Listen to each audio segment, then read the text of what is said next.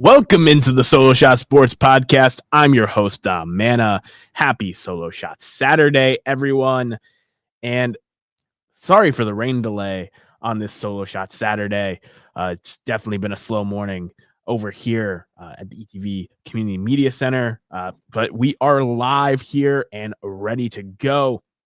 Packed show. Baseball season is in full swing. Teams are finally starting to wake up and, be competitive, and we're having extra inning games and walk-offs and all those great things.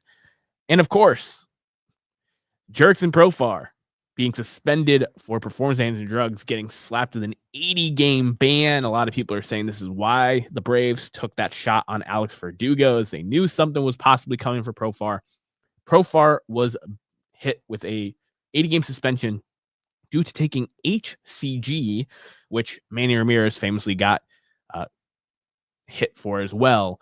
And that is essentially something to get your testosterone levels back to normal after a cycle of steroids.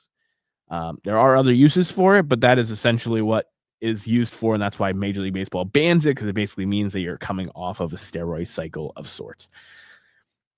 And I really hate this one. I really hate to see this still happening in Major League Baseball. I mean, there was an era where people were using stuff like crazy, and we all know about it. The record books know about it. But in today's game, seeing guys still get banged for performance-enhancing drugs, especially, not young guys that can't even play the, ignorance card. Jurickson Profar, 10 years in the league, former number one overall prospect in the game. And his career had been pretty much a disappointment up until last year. He had injury issues as well as performance issues while he was healthy. And then last year he put it all together. He was one of the best, outfielders in the National League, played pretty good defense for the first time in his career, as well as, hit very well, earned himself a $42 million contract with the Atlanta Braves this offseason, and immediately gets dinged for performance-enhancing drugs. It was such a great story. And I was pushing for him to start the All-Star game last year. He did. And now, you look back without the rose-colored glasses on that entire season that he had with the Padres last year, and it takes away from it. It really does. And that's a shame. I always say in the steroid era, before they were suspending players, that you really didn't know who was using and who wasn't. You could take guesses, some were a little bit more obvious than others, but you don't know for sure because they weren't testing, they weren't suspending. But when there isn't a clear suspension coming off a career season, it really sucks. And it goes along with the Braves' really slow start, 0-7 to start the year. They got their first win last night, so I'm glad that they're finally in the win column. But starting 0-7 in Major League Baseball history, no team has made the playoffs since 1942 with that kind of start. I know it's only 7 games in the 162-game marathon of a season, but, not a great start. Obviously, Sean Murphy, starts the year on the IL. Drake Baldwin is struggling to be the everyday catcher right away. I think he still needs some seasoning there. Then Jurickson Profar gets dinged for steroids as well. You have Spencer Strider and Ronald Acuna Jr. Both coming back off of injuries, their best pitcher and their best hitter. So it's really, really interesting to see that kind of team start the way that they have, and then to have, the bad vibes continue with a Profar suspension. So, a really, negative thing to start the show with, but something that I just need to first and foremost say, and it comes back to my Hall of Fame takes as well. They are clearly banned substances by Major League Baseball. Major League Baseball has that hard rule, just like they've had the hard rule of do not bet on the game of baseball. And when people still, especially, these older players that have read the handbook, been in the meetings, signed the contracts and agreements with the Players Association, with MLB, you're not allowed to do this. And, Jurickson Profar, not only ruins the start to this Braves season even more so, but he also ruins, the way people are going to remember his career with this kind of performance in the drug use. Just an absolute shame. And I hope that the Braves can come together now. with this win, get back into contention and, be that first team since 1942 to make the playoffs with an 0-7 start. I think they have the ability to do so. There's more playoff spots now, but, the Mets and Phillies have gotten off to pretty solid starts. The Nationals have been better than expected. The Marlins have been competitive to start the year. It's going to be harder to win that division than it was, a week ago with the way they've started. But on to some positives. Positives in Major League Baseball. Oprah Winfrey must have, came into these general managers' offices because you get an extension, you get an extension, you all get an extension. Throughout the last couple of weeks, there has been so many. I want to start with the Arizona Diamondbacks, and it's because I want to transition out of the negatives. Ketel Marte, left the game last night with an apparent lower body injury. I hope everything's going to be okay. Ketel Marte got an extension from the Arizona Diamondbacks, 6 years, $116 million. Ketel Marte was on one of the most team-friendly extensions in baseball through his age 34 season. He is 31 right now. So they had 3 more years of control, and they decided, Ketel Marte is, the cornerstone of our lineup and face of our franchise, and we want to pay him more appropriately. We don't want to sting our best player. And I commend them for doing that, but they didn't need to financially. And it kind of calls back to the extension they gave out this offseason to Geraldo Perdomo, who hit his first home run as a right-hander, which was a grand slam against the Yankees in that bandbox. They gave him an extension, $45 million. They also handed out this past week Brandon Pfaadt, $45 million extension. They seem unnecessary, is all I'm going to say with the Arizona Diamondbacks. They didn't need to do any of these extensions. Now, the money that they're paying, it's not going to break the bank or hurt their franchise, and there's some money manipulation happening to, open up some payroll flexibility over the next couple of years with them. But these are 3 assets that were already kind of locked in for the next couple of years for the Diamondbacks, are not, in 5-10 years necessarily going to be top tier level assets for them. But that's a good defensive shortstop right there. That's the leader in your clubhouse right there. And that's a guy who, depending on what happens with Zach Gallen and Merrill Kelly and Eduardo Rodriguez over the next couple of years, could end up being, the number 2, 3, 4 starter in your rotation in Brandon Pfaadt. So the Diamondbacks spent some money, they extended some guys, and it might not have been necessary, but these are the kind of moves that help build the culture in your locker room by extending the money to these guys that you value and want to be around for a long time. It helps do that whole thing. So that, from an unnecessary extension to a very necessary extension, and that was Jackson Merrill with the San Diego Padres. 9 years, $135 million. As a rookie, a 21-year-old center fielder last year, 4.4 WAR, 24 bombs, finished second in Rookie of the Year, voting behind Paul Skeens. Was an all-star, shortstop prospect turned, Gold Glove level center fielder. He has a ton of swag. He's a left-handed bat to complement, their right-handed hitting core that they have locked up there in Bogarts, in Tatis, in Machado. It was just a no-brainer to lock that guy up, especially with all the, ownership turmoil that's happened this past offseason. They didn't sign any major league free agents. To be able to lock up a guy like Jackson Merrill for the future, as, Machado and Bogarts age out, as Tatis's, contract might get moved, might not. You have a guy in Jackson Merrill locked up in San Diego, and I think that's a huge, huge deal for him. And my Red Sox, they came through. They came through despite, negative vibes to start the year. They won opening day and then lost 3 straight in Texas, and lost the first game in Baltimore. So they lost 4 straight games after winning opening day. They ended up, turning things around, and part of it was dealing out extensions. The most necessary extension of them all was extending Garrett Crochet, 6 years, $170 million. Which is an AAV of $28.3 million per year starting next season.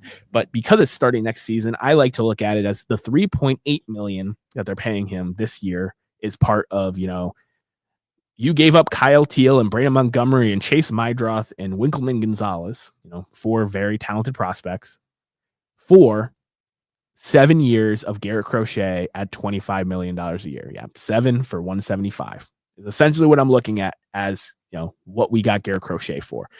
And at 25 years old, I know he only has 1 year of starting in the major leagues. He had an insane strikeout percentage, and the stuff's crazy, and has the pitching frame that you'd like to see from a true ace.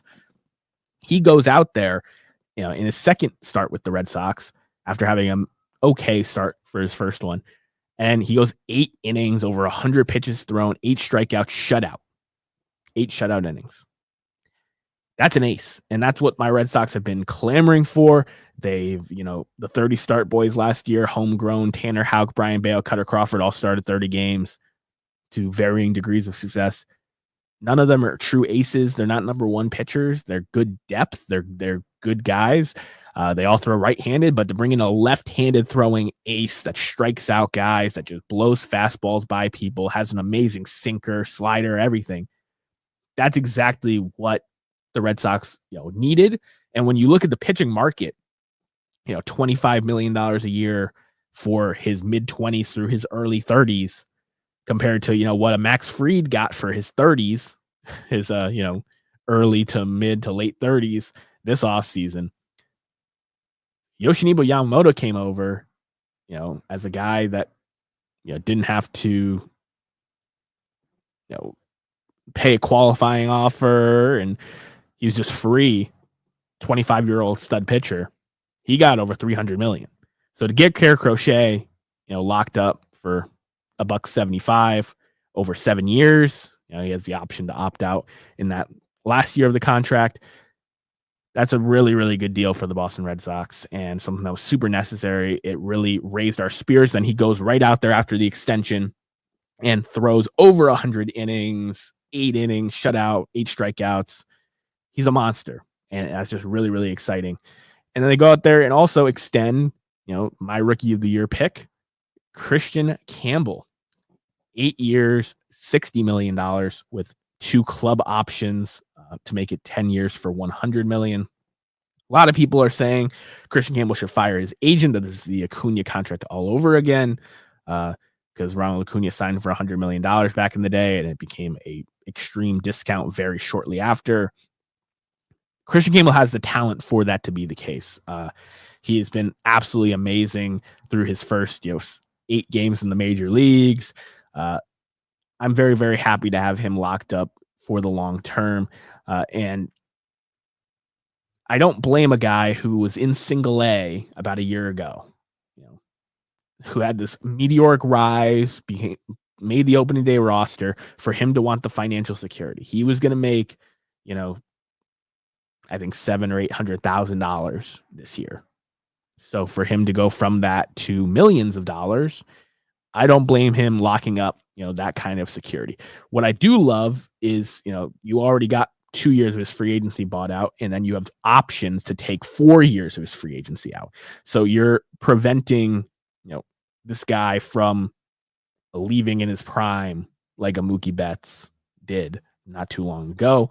But Christian Campbell, he's one of the best hitting prospects that the Red Sox have ever had.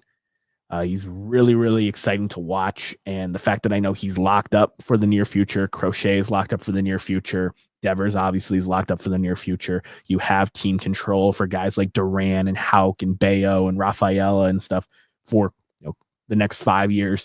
The window for the Red Sox is wide open and it's clear, and I am so, so excited.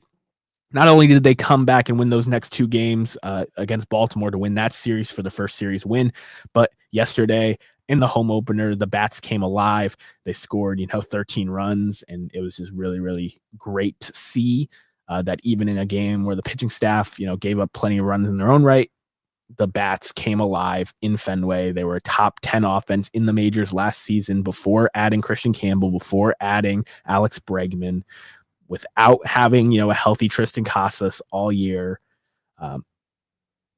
It's very, very exciting to be a Boston Red Sox fan right now. And those extensions are a huge part of the reason why.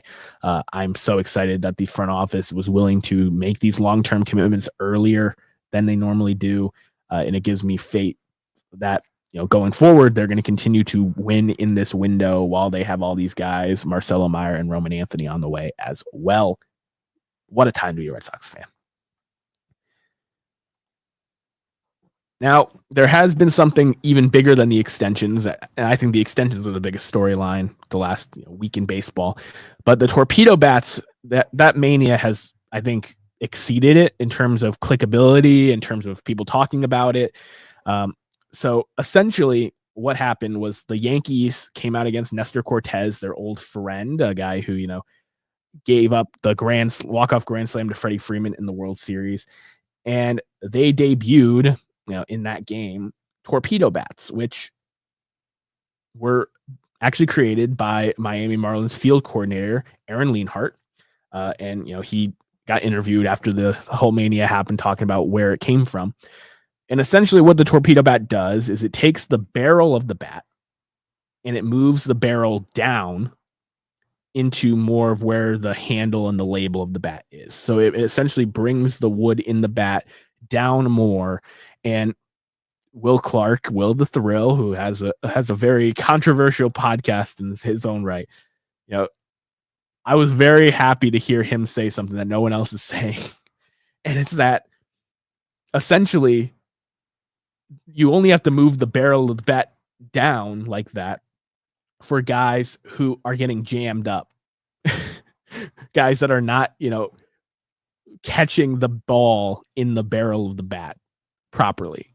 So guys like Jazz Chisholm and Anthony Volpe across the league, Ryan Jeffers has been using it, Junior Caminero and Yandy Diaz with the Rays, Francisco Lindor used it. There's guys that are playing around with this new ideology, as opposed to what Pete Rose has famously said when he was working with Fox Sports MLB coverage, was that I never tell someone to change their swing.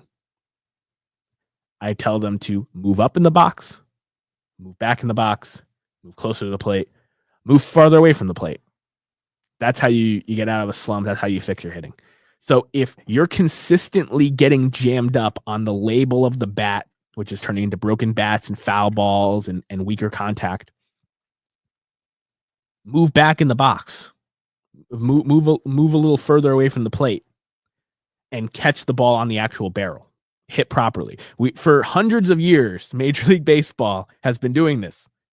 I know barrel rates has been a more buzzword in the last couple decades here with analytics, but that's what they should be doing, and it's rewarding these hitters that have made it to the major leagues that are like, no, this has always worked for me. I stand at this spot in the box and I approach the plate this way, and it's letting them cheat essentially. It's completely legal, but I'm saying cheat the system, cheat the swing, cheat the process. And I just don't understand why there's such a thing.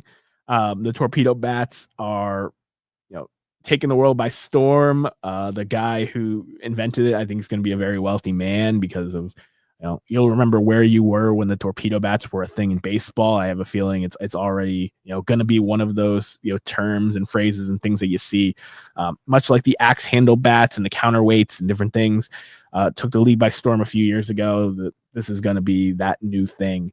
And it's got such a cool name. Torpedo bat's an awesome name. The Yankees had a ton of success that day against Nestor Cortez using them.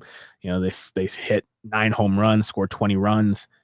It was fantastic. But you look across the majors, and there's a handful of guys that are using them to varied levels of success. Jazz Chisholm has been on fire to start the year with it, and is in position to be the all-star starting second baseman in the American League with the way he's swinging that torpedo bat. I just hope that these kind of, handicaps don't continue to become prominent in the major leagues. I think that if you're not getting enough barrels, you just need to change your approach to where you're standing in the box. Closer to the plate, further away from the plate, up in the box, back in the box. Old school hitting works, people. It works. I know they weren't doing much about launch angle and exit velocity in Pete Rose's day, but hitting for all intended purposes, the process has been the same. And, there's nasty stuff being thrown. There's pitchers that are targeting certain parts of the plate and stuff for these hitters. If they know where the barrel is now, the pitchers are going to have to adjust. And, like I said, it's not illegal. So the pitchers will just have to adjust to, okay, his barrel is now down here, so I should pitch him more outside. And I think the torpedo bat effect will be a short memory type of thing, a goldfish memory, if you would. But really, really exciting stuff with the extensions, with the torpedo bats, with Major League Baseball this year. But we cannot forget, that all of these things are part of current day history and will be used on a throwback third base segment sometime down the line. Because here at the Solo Shot Sports Podcast, we have to throw back down the third baseline to this day in baseball history. There's quite a bit that happened here on April 5th, whether it was, the first games played at the Superdome in Houston, whether it was, trades and acquisitions of star players. But to me, the clear thing that happened on April 5th was actually in 1913. So over 100 years ago, Ebbets Field opened its doors. And it had its first game there, opening day at Ebbets Field for the first time in 1913. Now, Ebbets Field, obviously home of the Brooklyn Dodgers.